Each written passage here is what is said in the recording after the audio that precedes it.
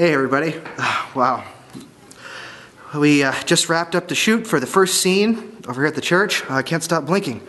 I put a little bit too much on, but as you can see my eyes are watering and I'm kind of crying. I'll show you how we did this effect in the rest of the episode. That's better.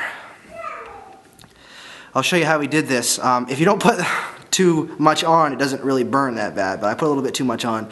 I'll show you how to do it and how we achieved this effect. I can't show you what we shot today, unfortunately, because it actually will kind of ruin the whole thing.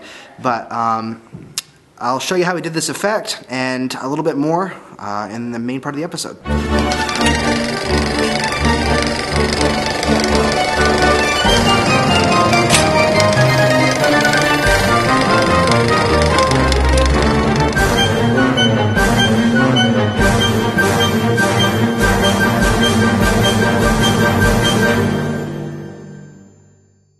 Hey everybody, and welcome to the second episode of A Journey in Filmmaking, a Christian perspective on the independent filmmaking process. I'm your host, Matt Quinlan, and we have a couple of interesting things to cover today. But first, you can probably already tell the audio isn't great this week, and I have to blame that on myself and my forgetfulness and stupidity.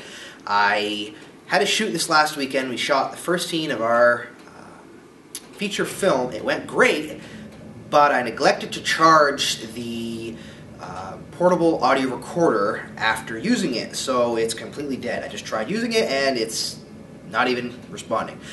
Which, by the way, I have a Tascam DR100 and I really enjoy the recorder. It works very well.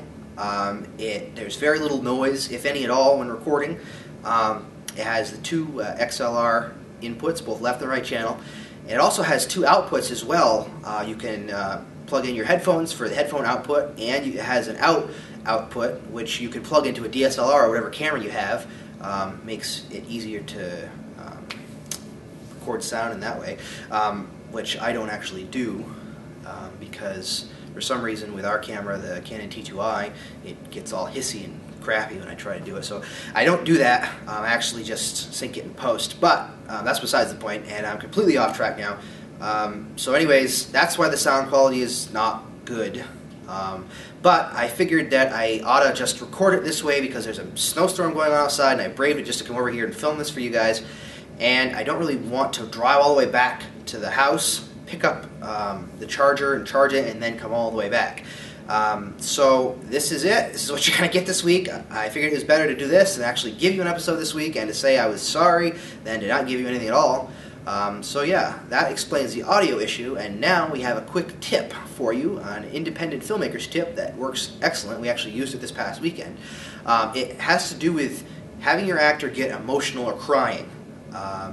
We don't, as independent filmmakers, we don't necessarily work with professional actors a lot of the time. We have people that are friends and family that work with us, and they are not professionally trained. So it's not easy for them to build up an emotion inside and to actually act on that emotion, to cry easily or to get mad easily. But this is an easy thing you can do to help them to cry, or at least to get their eyes to water if need be. So the tip is, get some of this. Now, this is an older container of it, so you might not recognize it, but it's a vaporizing colds rub. Essentially, it's Vicks, an older version of it. And as you saw in the clip at the very beginning of this episode, if you put too much on, it doesn't hurt.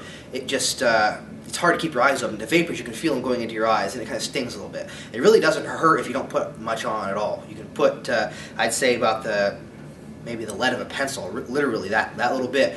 You put it underneath the bottom of your eye right here. I'll show you really quick. Just a very little bit, just on the tip of your finger. Just like this.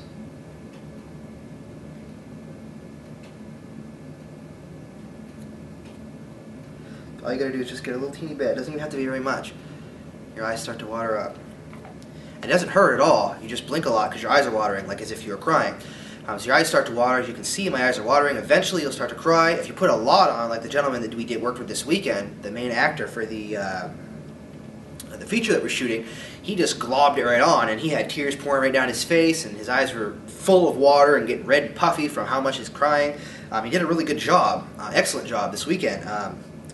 But this is a quick tip. As you can see, my eyes are watering. I'm eventually. You can see a tear probably running down my face soon. So that's the tip that we have for you guys. Works great. Like I said, you don't want to use it to replace somebody actually being emotional.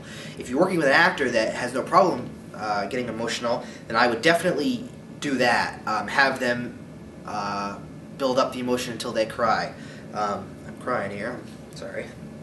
But that would be your best bet. Besides that, if you're working with people that may not be professional actors, as we do often with independent filmmaking, I would suggest getting some of this, some Vicks. It works really well, as you can see still. I wiped it off and it's still making my eyes water. All you gotta do is get either a damp cloth or even a paper towel and just wipe it off and it goes away. So that's our tip for today, and just go to your local Walmart or pharmacy and pick some up. There is a baby version of this. It's for babies, and it actually is less powerful. It doesn't work as well. It takes a little more time to take effect, but your eyes still water. And if you're kind of afraid of it stinging or hurting, then just get some of that. It'll might cost more. I don't actually know how much that costs because I didn't get that stuff. I just have some left over from using it on my kid. Also makes your nose run too, which is another good thing for emotional scenes. But anyways, get the baby stuff if you're afraid, and also make sure your actor is comfortable with using it, and if they're not comfortable with using it, try it yourself, and show them how it doesn't hurt and how it works. I have no problem doing something if I want to make my actor doing it. I don't feel right about having them do it if I'm not comfortable doing it myself. So make sure they're comfortable with it, and if they're not, try to coach them and get them to build up the emotion. Get them to think about something that you know would get them upset, physically upset and emotionally upset, and work at that and do it that way if they're not comfortable with it. But otherwise, this is a great tip, and you can try it at your next shoot if you need some.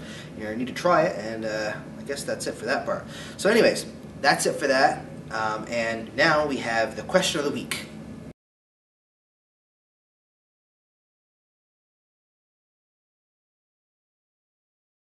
So you guys saw the question of the week, which is, what is the most important tool in a Christian independent filmmaker's toolbox?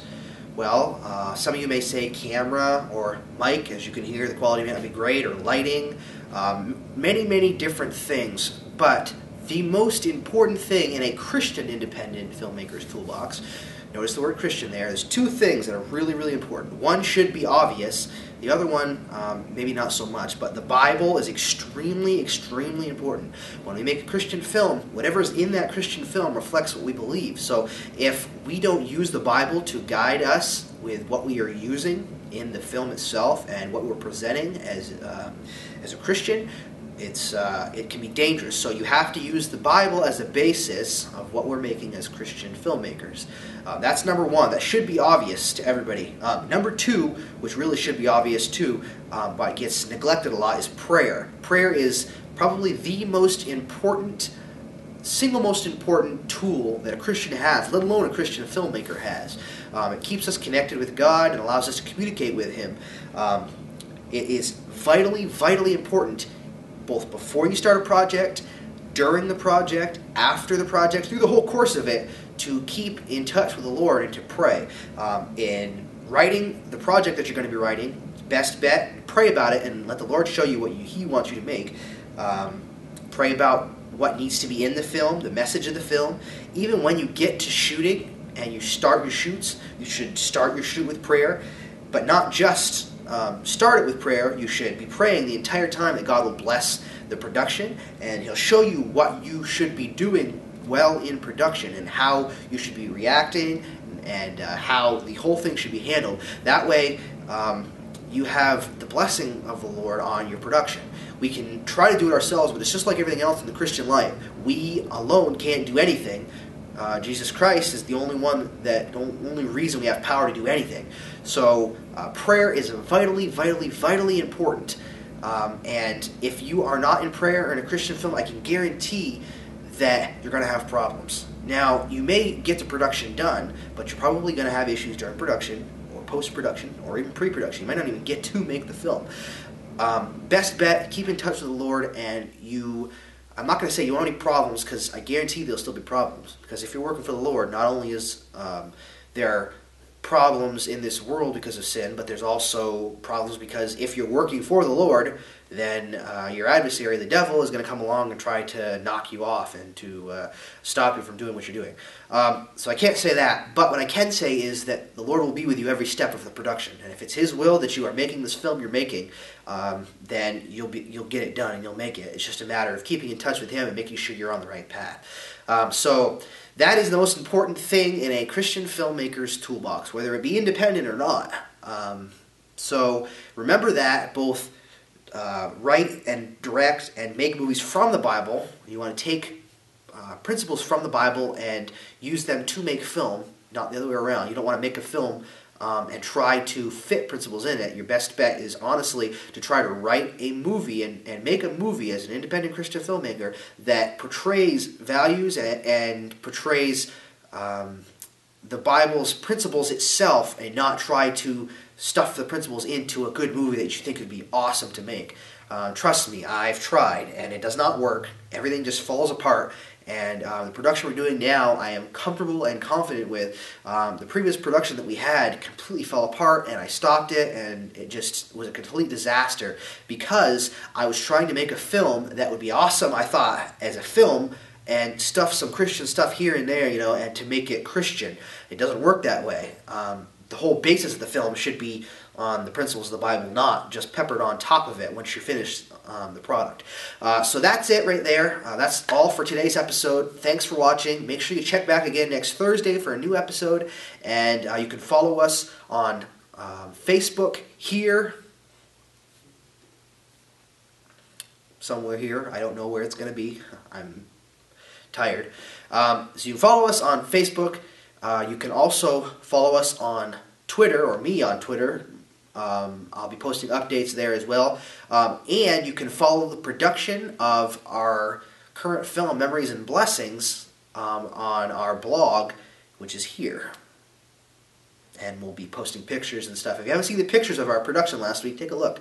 There is a photo of the effect that we talked about earlier on in the episode, the crying effect, and it looks great. The photo turned out really good. It's actually a screen capture from the film, so if that gives you any excitement over the film, then that's great. So we'll let you guys know what's going on as far as production goes, and we'll see you next week. God bless.